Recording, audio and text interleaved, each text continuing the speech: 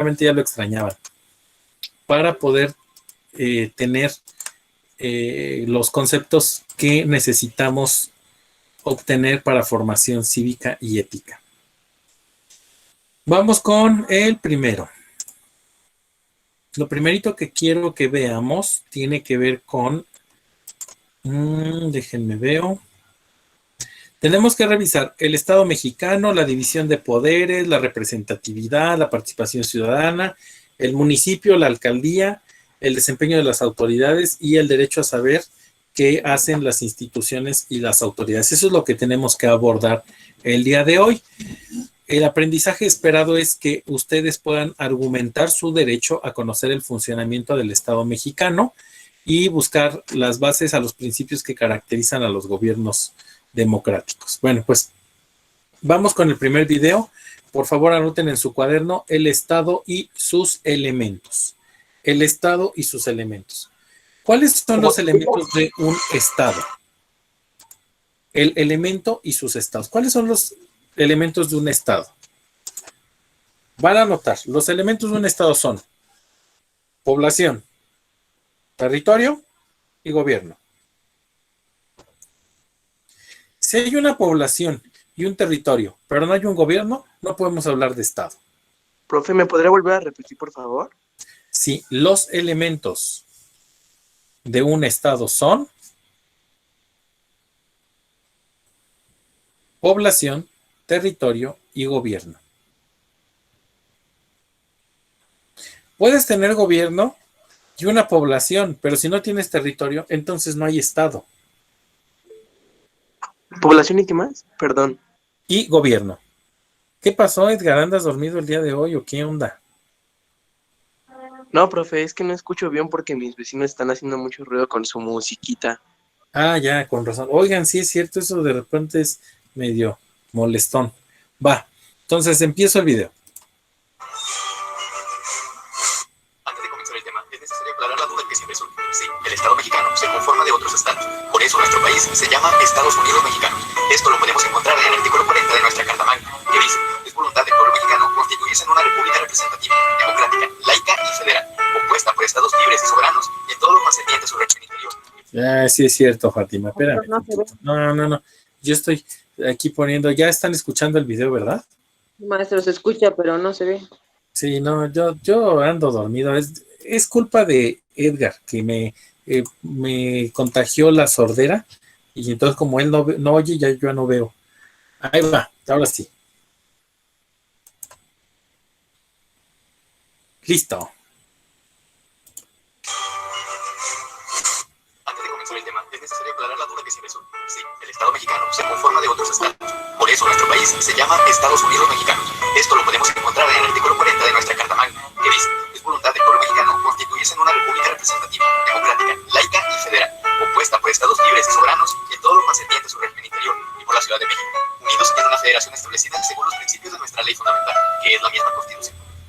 Cuando hablamos del Estado, puede ser algo complicado. Una forma fácil para comprender este tema es poniendo el Estado como producto de una constitución y la constitución como una especie de contrato social por el cual se crea la persona jurídica denominada Estado. Ahora bien, suele definirse como la organización jurídica de una sociedad bajo un poder de dominación que se ejerce en determinado territorio. Bajo esta definición, podemos ver que son tres los elementos del Estado: la población, el territorio y el pueblo. Ok, me voy a regresar tantitito porque quiero que esto esté en el cuaderno. El Estado, ya vieron que tiene una especie de contrato, es decir, lo que genera las leyes en nuestro país, que es la Constitución. En el caso de México, es la Constitución Política de los Estados Unidos Mexicanos, y ese contrato se hace entre la población y pues el gobierno, ¿no? Y aquí viene el concepto: la organización jurídica de una sociedad bajo un poder de dominación que se ejerce en determinado territorio. Esto, así como está, lo van a copiar en el cuaderno. El Estado es producto de una constitución, es un contrato entre la sociedad para formar la constitución. Ahí viene el concepto.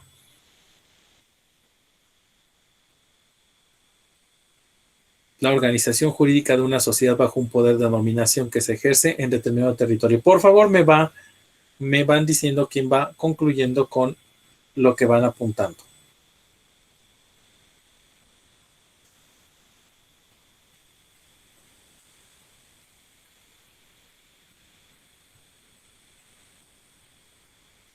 Ya, profe. Gracias. Moy, entonces, ¿cuáles son los 3 elementos del Estado? Son población, territorio y poder. Y O no poder, es el que dice ahí. Ajá. Poder o gobierno, es lo mismo, exacto. Listo. Excelente, Kevin. Oigan, duró bien poquito, Carla. Yo pensé que iba a durar más en la reunión.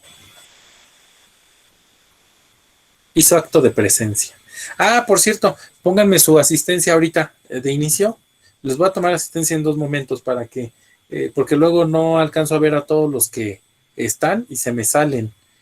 ¿Vale? Entonces pongan ahí su asistencia. Excelente. Gracias, Pau. Pati, también ponme ahí tu asistencia para que te tenga presente. Todos los demás, los que faltan.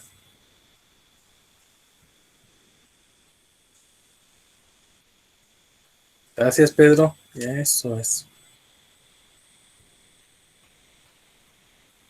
Están conscientes que ya están a días de terminar su secundaria, ¿verdad? Más o menos. Ya nos quedan Tengo miedo. como que será unos 30 y más o menos. Eso da 30 días. muchos nervios. Sí.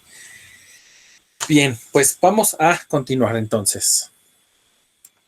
Ver que son 3 los elementos del Estado: la población, el territorio y el poder.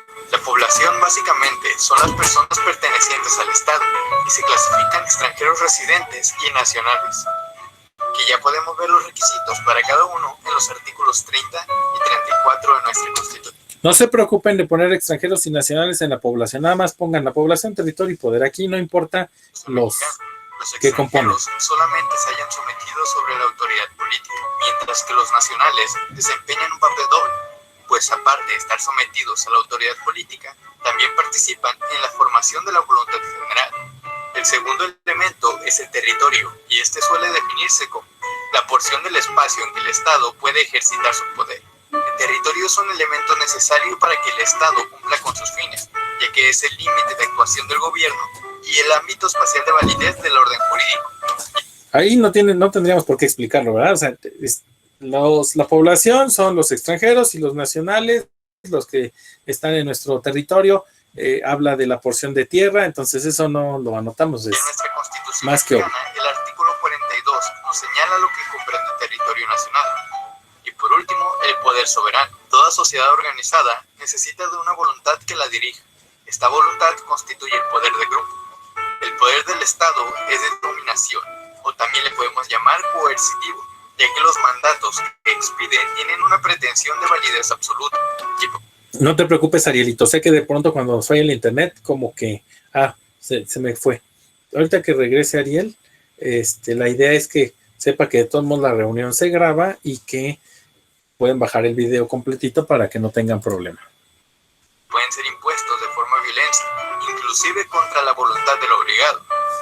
Pero, ¿qué es la soberanía? Es un atributo esencial del poder político, y este implica la negación de cualquier poder superior al del Estado. Esto quiere decir que el poder soberano es el más alto supremo dentro del territorio, y también que es independiente de otras naciones o estados.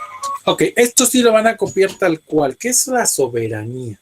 Porque vienen muchas preguntas de sus exámenes para Comipems. ¿Qué es la soberanía? Y luego no sabemos decir qué es. Es ese atributo esencial del poder político que dice que tenemos la posibilidad de tomar nuestras propias decisiones sin la intervención de otras naciones o de terceros. Por eso es un atributo esencial del poder político y este implica la negación de que cualquier poder superior al Estado. No hay nada por encima del Estado. Esto quiere decir que el poder soberano es el más alto o supremo dentro de su territorio y también que es independiente de otras naciones o estados.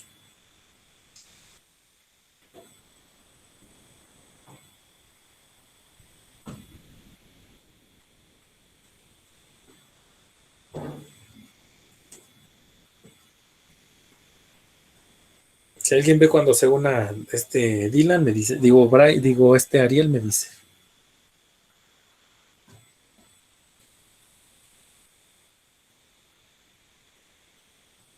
Ya estoy aquí, profe. Ah, te decía que no te preocupes. De todos modos, ya voy grabando la sesión para que si tienes algo que ver, y los videos están en Classroom por si quieres darles una revisada, ¿vale? Ah, vale, muchas gracias, profe. Ok, entonces ya copiaron ahí. ¿Qué es soberanía? No, maestro, permítame. Ya, yo estoy terminando de copiar, permítame.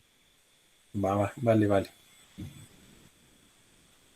Alexa Guadalupe, qué milagro. Y acabé, profe. Gracias, Edgar. Ahora sí, Listo, profe. es el día de los milagros. Se unieron gente que no se había unido en otros momentos. Gracias, Alexa. Ya, maestro, ya acabé. Muy bien. Continúo. ¿Qué es la soberanía? Es ese atributo. Es un atributo. En el caso mexicano, el artículo 39 constitucional dice: la soberanía reside esencial y originalmente en el pueblo. Todo poder público dimana del pueblo y se instituye para beneficio de esto. El pueblo tiene todo el tiempo el inalienable derecho de alterar o modificar la forma de su gobierno. Ok, fíjense bien esto, porque este artículo 39 creo que va a cobrar relevancia, sobre todo con esto que de pronto escuchamos en la televisión, ¿no? La soberanía reside esencial y originalmente en el pueblo. Es decir, que si el pueblo dice que hay que quitar al presidente, hay que quitarlo. Si dice que hay que cambiar, hay que cambiar. Esto tiene sus contrapesos, pero en sí, en donde puede encontrar el concepto de soberanía en la Constitución es en el artículo 39. Por otro lado, el pueblo nunca delega su soberanía a otras personas, sino que nombra a sus representantes, los cuales están bajo sus instrucciones y mandan. Esto lo encontraremos en el artículo 41 de la Constitución, la cual nos dice que el pueblo ejerce su soberanía por medio de los poderes de la Unión, en los casos de competencia de estos y por los de los estados, en lo que toca a sus regímenes interiores, en los términos respectivamente establecidos por la Constitución Federal.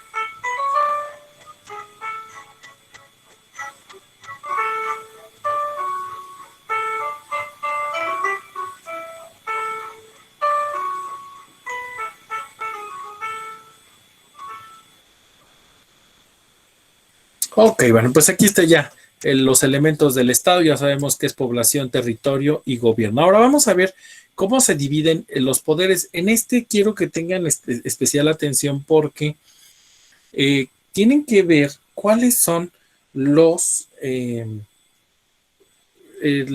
división de los poderes en ejecutivo, legislativo y judicial. El ejecutivo que corresponde al presidente, que es el que publica las leyes en el diario oficial o publica las cosas en el diario oficial de la Federación. El legislativo, que es el que elabora las leyes con la Cámara de Diputados y Senadores, y el Poder Judicial, que es quien se hace cargo de hacer cumplir las leyes. Entonces, es muy importante porque también esto lo preguntan con mucha regularidad en Comipems. Aquí están estos poderes. Por favor, van a notar de lo que vean en el video cuál es esa división de poderes y a quién corresponde.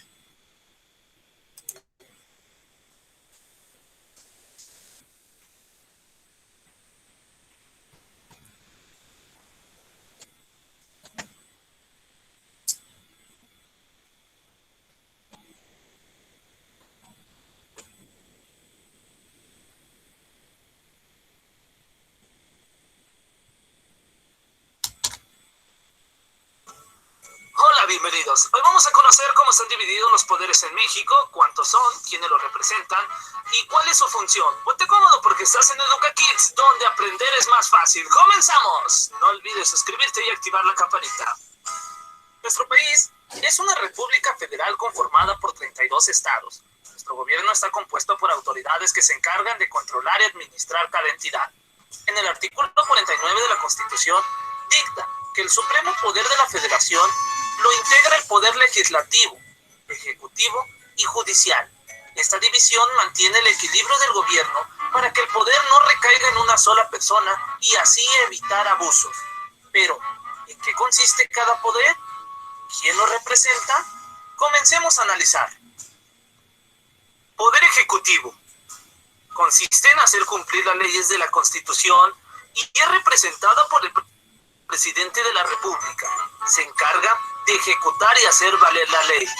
La responsabilidad de nuestro presidente es promulgar y ejecutar leyes aprobadas por el Congreso de la Unión, organizar y dirigir la política exterior con tratados internacionales, además de buscar estrategias de seguridad, economía, política y relaciones exteriores. El presidente de la República es electo por un periodo de 6 años y no es permitida la reelección. Él tiene la libertad de elegir a los miembros de su gabinete y a los funcionarios de las secretarías públicas. Poder legislativo. Está conformado por el Congreso de la Unión, integrado por el Senado de la República y la Cámara de Diputados. Su función es crear o reformar leyes a favor del bienestar de los ciudadanos. Quiero recordarte que una legislatura es el periodo de 3 años. Por su parte, los senadores son elegidos por un periodo de 6 años a través del voto popular, los cuales 64 son de mayoría relativa y 32 son de primera minoría. ¿Escucharon esto? Súper importante porque los diputados duran 3 años en el cargo, los senadores duran 6 años en el cargo, ¿no? Y aquí son 500 diputados y ¿cuántos senadores? Son 300 y cachito de senadores. Ahorita vamos a ver si nos dan el dato más adelante. Otros 32 son de representación proporcional, conocido como senadores plurinominales. La función de los senadores es aceptar o rechazar tratados internacionales, aceptar o rechazar el gasto del gobierno y el gabinete presidencial. Los diputados son elegidos por un periodo de 3 años. A través del voto Ahí están. Son 300 de mayoría relativa y 200 plurinominales, los diputados, o sea, son 500 en total. 500 diputados que tienen un sueldo alrededor de los 400,000 pesos mensuales. Más o menos para que se den una idea. eligen 300 y 200 más son de representación proporcional, también conocidos como plurinominales. La función de los diputados es... Me voy a regresar tantitito aquí. Estos 300 mayoría relativa son los que van y votan. Tú votas por ellos y ya los eliges como diputados, pero por esa cantidad de votos hay una representación proporcional. Por ejemplo, si Morena ganó, no sé, de los 300 diputados ganó 100, le corresponden otros 20 por ¿cómo se llama? Por las listas plurinominales o por representación proporcional. Es decir, entre más votos tengan, más diputados pueden meter sin que hayan votado por ellos mismos. Estos son unas listas que entregan los partidos y que con el porcentaje de votos les da la oportunidad de llegar a otros al poder. Sí, Fátima, conviene, conviene.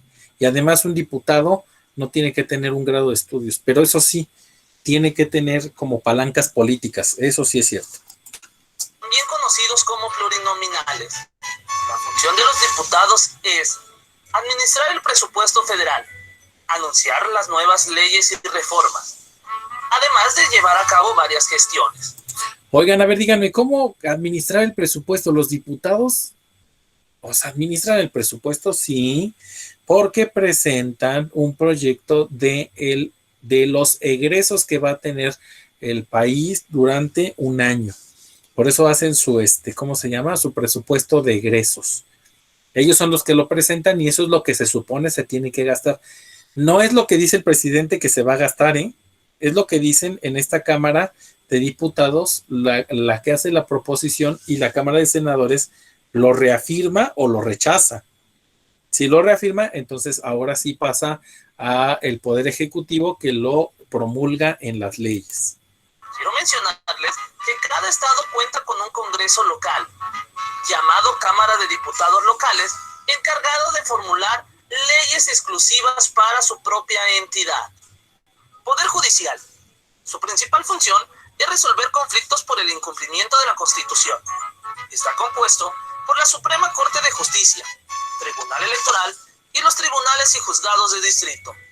La Suprema Corte de Justicia, por su parte, está formada por 10 ministros y un presidente, y resuelve los conflictos relacionados con el incumplimiento de la Constitución.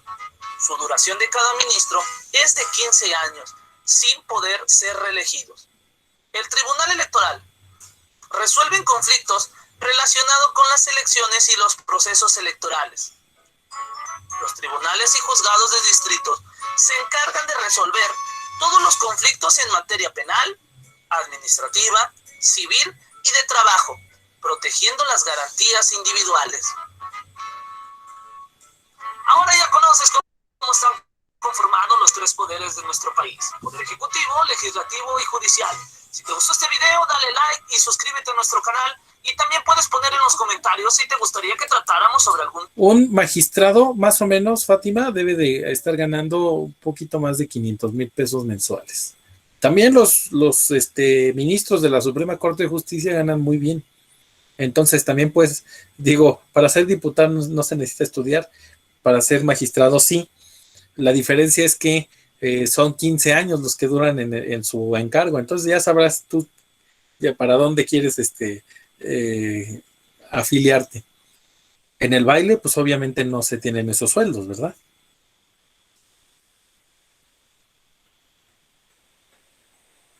Ándale, te puedo volver diputada y pones una academia de baile, eso sería... No, pero luego sí se obtiene eso.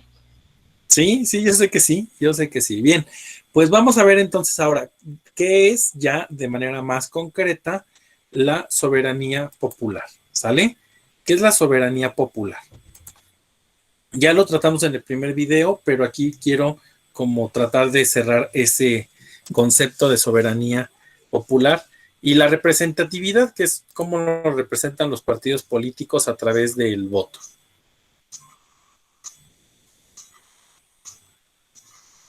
Formación cívica y ética. Primer grado. 14. Contamos con representantes populares. Soberanía popular y representatividad. ¿Qué es la soberanía? Revisemos qué es el principio de soberanía. El principio constitutivo de la democracia es el de la soberanía popular. El único soberano legítimo es el pueblo.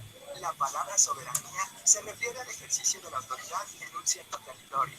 Esta autoridad recae en el pueblo, aunque la gente no realiza un ejercicio directo de la misma, sino que delega dicho poder en sus representantes. La soberanía significa independencia, es decir, un poder con competencia total.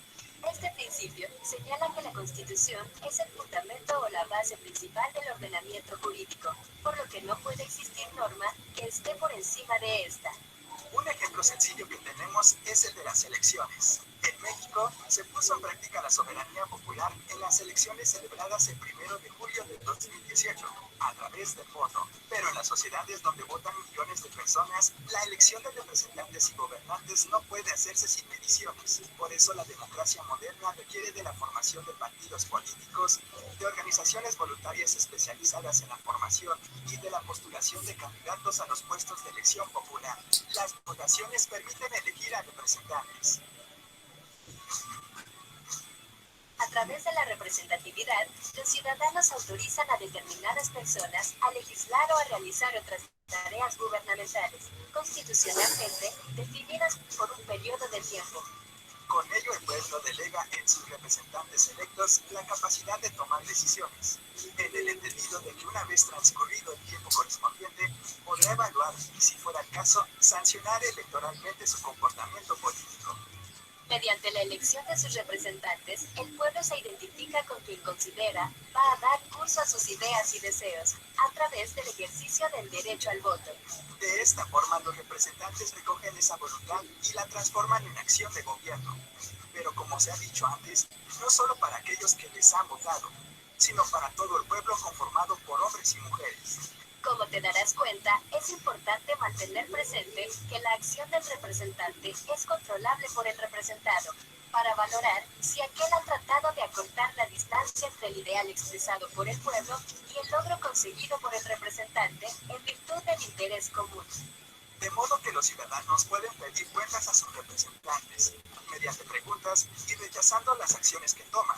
Un ejemplo de ello es el Instituto Nacional de Transparencia, Acceso a la Información y Protección de Datos Personales, al que cualquier ciudadano puede solicitar información de las acciones del gobierno federal. Ahora que ya sabemos qué es la soberanía popular, queda claro que no basta con elegir a nuestros representantes. Es nuestra responsabilidad dar seguimiento a lo que hacen aquellos que nos representan.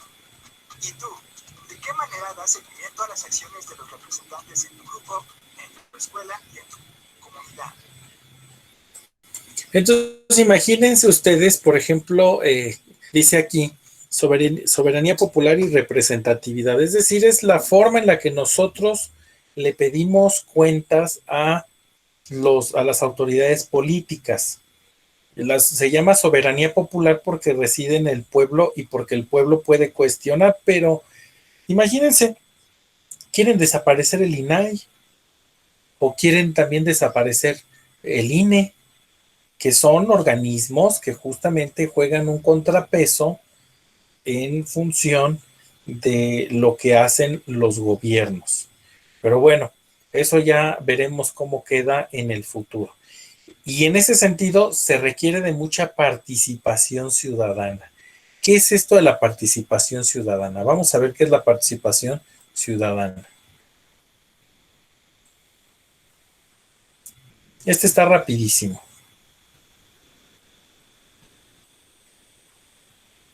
Anoten ahí en su cuaderno, participación ciudadana, y vamos a ver de qué trata.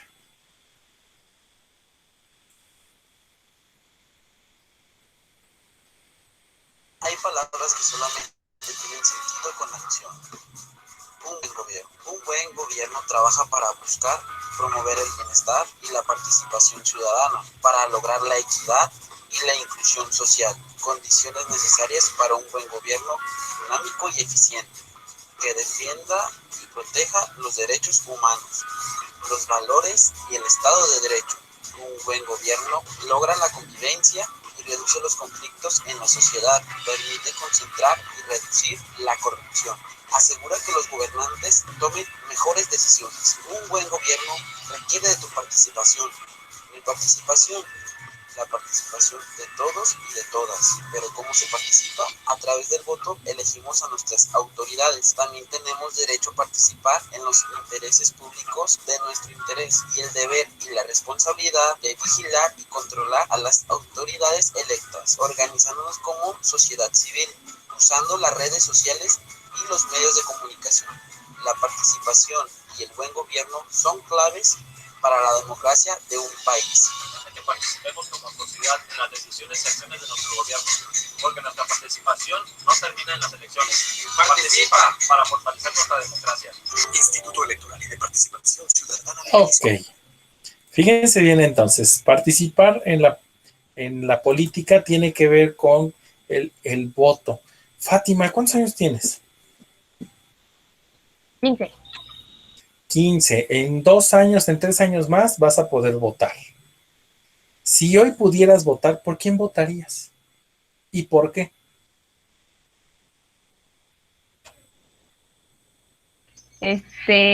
Por el Movimiento Ciudadano.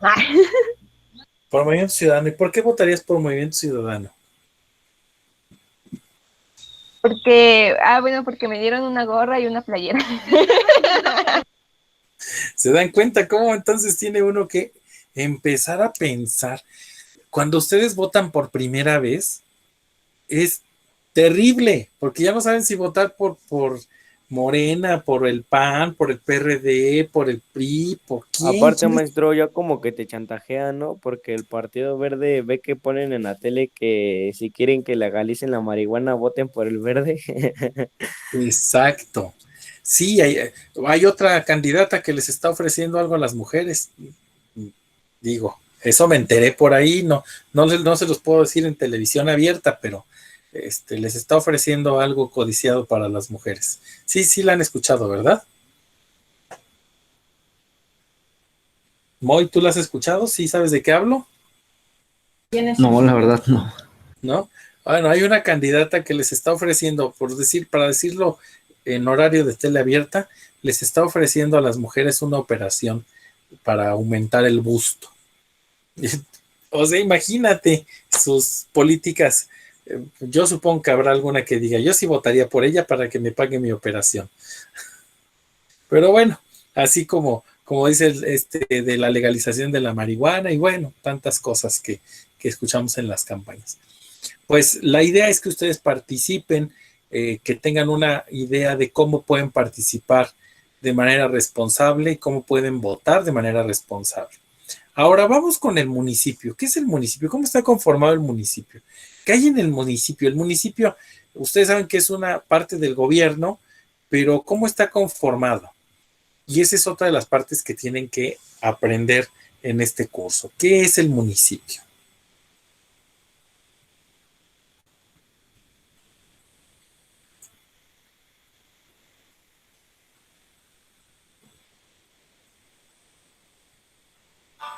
¿Te has preguntado cómo se conforma tu gobierno municipal? Sí, y todos. La verdad, no. ¿Cómo se conforma? Pues, ¿quién sabe? El municipio es uno de los 3 órdenes de gobierno que existen en nuestra república. Ok, esto sí se los preguntan en Comipems, los órdenes de gobierno, federal, estatal y municipal. El más alto es el federal, luego estatal y luego el municipal. Federal, estatal y municipal. Este es gobernado y administrado por un ayuntamiento. Este ayuntamiento está conformado por un presidente que será el presidente municipal. Ok, entonces el municipio está conformado por un ayuntamiento. Y en el ayuntamiento hay un presidente municipal. ¿Quedó claro? El municipio tiene un ayuntamiento. Y en el ayuntamiento hay un presidente municipal. Y el número de síndicos y regidores que la ley determina. Síndicos y regidores son otra parte del gobierno municipal, que son aquellos que van a establecer las políticas públicas. El presidente municipal y síndicos por mayoría relativa, esto es, que son de la planilla que elige la votación, mientras los regidores son de representación proporcional.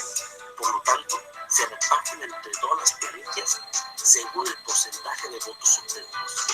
El ayuntamiento en su conjunto es la máxima autoridad de un gobierno municipal. ¿Quedó claro qué es el ayuntamiento? O sea, es un conjunto de personas que está conformado por el presidente municipal, los regidores y los síndicos, que algunos son electos de la planilla y otros son de representación proporcional. De acuerdo con el artículo 115 de nuestra Constitución, los municipios tendrán a su cargo por lo menos las siguientes funciones y servicios públicos: agua potable, drenaje y alcantarillado, tratamiento de aguas residuales, alumbrado público, limpia, recolección, traslado, tratamiento y disposición final de residuos, mercados y centrales de abasto, panteones, rastro, calles, parques y jardines, seguridad pública y tránsito, así como administrar reservas territoriales, uso de suelo y reservas ecológicas. Para hacer todo esto, el ayuntamiento se apoya en la administración pública municipal, creando dependencias que le estén subordinadas directamente. Estas las puede suprimir, fusionar o modificar atendiendo a las necesidades específicas del contexto social y temporal del municipio, así como a su capacidad financiera. Es así entonces como en un plano general se pone a funcionar un gobierno municipal. Esto para llevar los servicios a todos los ciudadanos que integran y forman parte del municipio. Ok, entonces, no sé si quede claro que el municipio, o sea, aparte de que tiene un ayuntamiento y ese ayuntamiento tiene un presidente municipal y está conformado por síndicos y regidores, tiene a su cargo los servicios de basura, de panteones, el alumbrado público, el pavimentado de las calles y la cuestión de los, ¿cómo se llama? Los parques y los jardines que son públicos. Esa es la función del gobierno municipal, ¿sale? Aquí puse el origen de los nombres de las alcaldías, que es una forma similar a la del ayuntamiento, pero aquí le llaman alcaldías, como ahora en la Ciudad de México, Álvaro Obregón, Gustavo Madero. Ese lo vamos a ver al final porque si no, no nos va a dar tiempo. Vienen esta parte de las autoridades, los servidores públicos y la aplicación imparcial de la ley.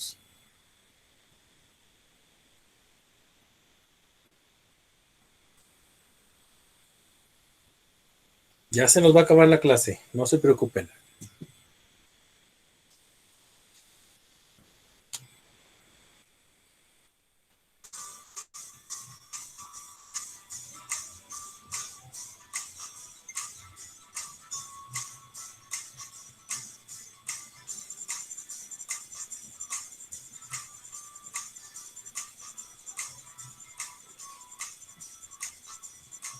Formación cívica y ética, segundo grado.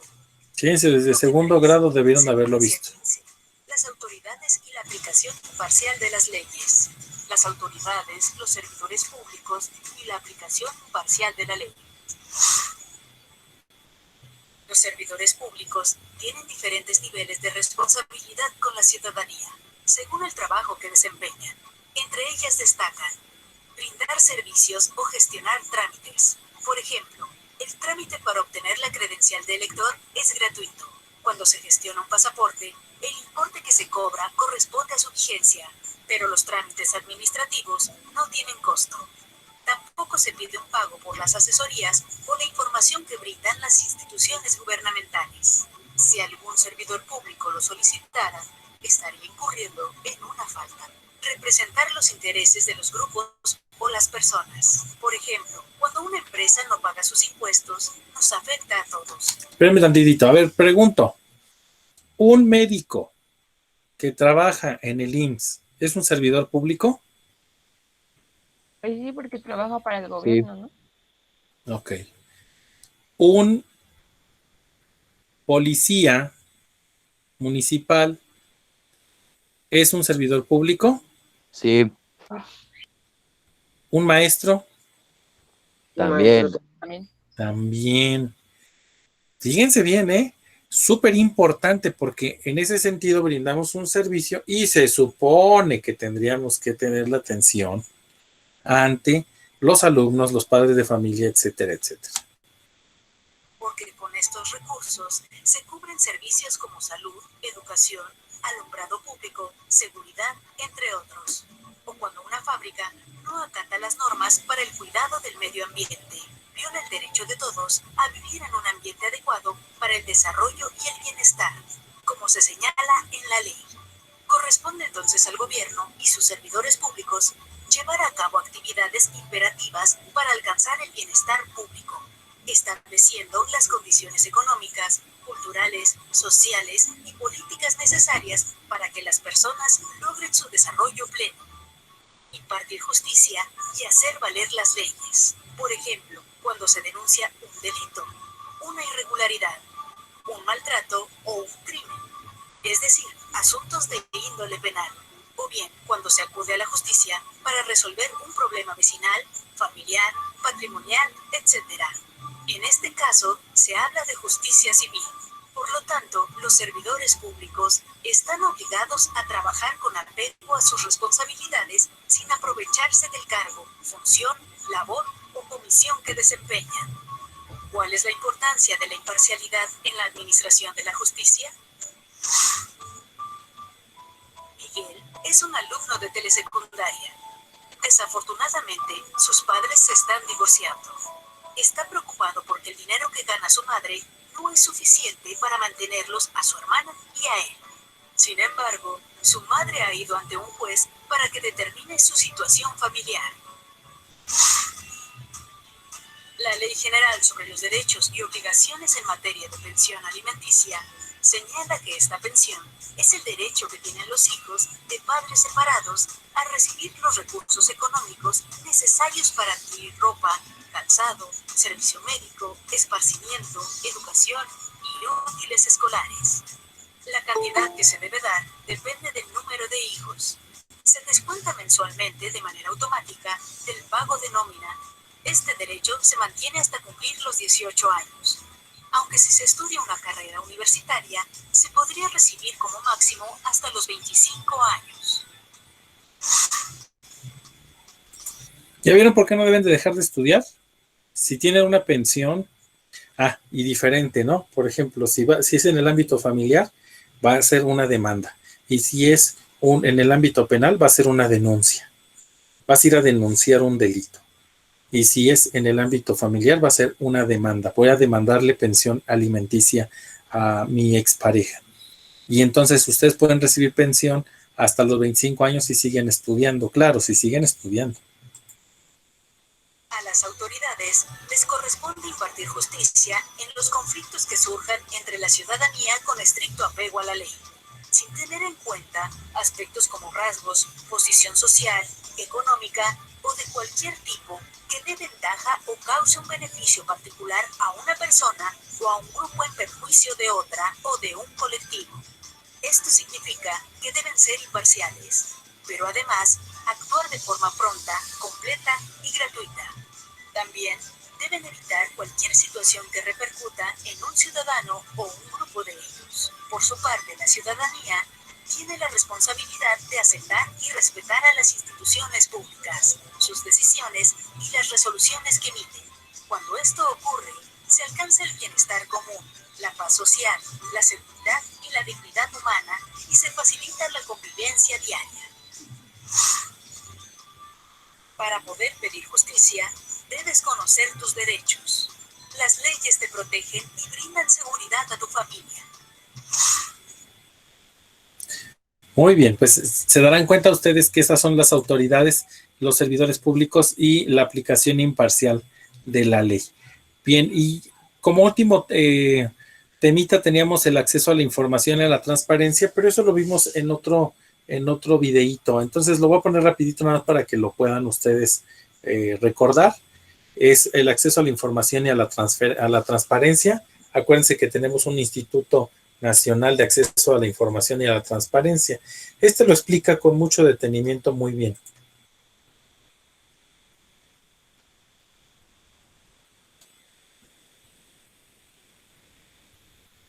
El artículo 6º, párrafo 2 de nuestra Constitución Política de los Estados Unidos Mexicanos dice que toda persona tiene derecho de acceder a cualquier información que esté en poder de toda autoridad. Si nosotros queremos saber cuánto gana el presidente de la República, si nosotros queremos saber en cuánto compra las tuberías de traslado de petróleo Pemex, si nosotros queremos saber cuánto gastó de viáticos en un viaje al extranjero nuestro representante popular, si nosotros queremos tener información sobre el costo de los bienes y servicios que consume el Estado, lo podemos preguntar. Y lo podemos preguntar con fundamento precisamente en esta norma jurídica que acabo de citar, el artículo 6º en su párrafo 2. Este es un derecho que está en la Constitución, que está en los tratados internacionales y que nos permite acceder a toda la información que tenga el Estado, salvo aquella que tenga que ver con la vida privada de las personas o con los datos personales. Por ejemplo, el Estado tiene en su poder, para quienes formamos parte de los sistemas de salud pública como el IMSS o el ISSSTE, tiene en su poder nuestros expedientes médicos. Esa información no puede ser consultada porque son datos personales que tienen que estar protegidos. Pero en muchos otros supuestos, en muchos otros casos, naturalmente que podemos pedir la información que queramos. Y esto forma parte de una política pública de transparencia, forma parte de una política pública de rendición de cuentas en donde las autoridades tienen que informar a los ciudadanos de qué hacen y de cómo lo hacen y por qué lo hacen. Precisamente la transparencia es el complemento del derecho de acceso a la información, porque es una política pública que convierta al Estado en una especie de caja de cristal. El ciudadano puede exactamente ver cómo trabajan sus representantes, puede ver qué se hace con el dinero de sus impuestos y puede estar supervisando, puede estar monitoreando cuál es el desempeño de sus gobernantes. Esto a su vez da lugar precisamente a la rendición de cuentas, a que quienes son malos gobernantes pues obtengan la sanción que merecen y quienes hacen bien su trabajo pues obtengan la recompensa que igualmente merecen, en términos de votos para sus partidos, en términos de reconocimiento social o en términos de sanciones administrativas, civiles, penales, etcétera. De tal suerte que se complementan estos tres conceptos: derecho de acceso a la información, política pública de transparencia que convierta al Estado en una caja de cristal y rendición de cuentas como consecuencia de la información que tenemos y de la transparencia con la que se conducen los actos de las autoridades. Ok. ¿Quedó claro, muchachos? Sí. Perfecto. ¿Alguna Sí, duda? sí, maestro. No, ninguna. Ok, fíjense, antes de que se me Ninguna. vayan, antes de que empiecen a colocarme, váyanme colocando su nombre en el chat, por favor, por apellidos, para poder tener su asistencia. Quiero decirles que en el proyecto Quantrix hemos hecho dos proyectos importantes. Uno que tiene que ver con un podcast y otro que estamos trabajando con la creación de unas páginas web. La verdad es que todos los que no se quedan al proyecto Quantrix se están perdiendo de mayores y mejores herramientas que pudieran apoyarles y que pudieran utilizar en el futuro en sus diferentes escuelas. La invitación es a que se sumen al proyecto porque la verdad es que pues vale la pena, creo que vale la pena el que ustedes aprendan todo esto y no es nada difícil. Bien, los que vayan a abandonar la sesión, por favor pueden hacerlo y nos quedamos con el proyecto Quantrix. Gracias, profesor. Hasta luego. Bonito Gracias, día. maestro. Hasta luego. Bonito Gracias, día. Dylan.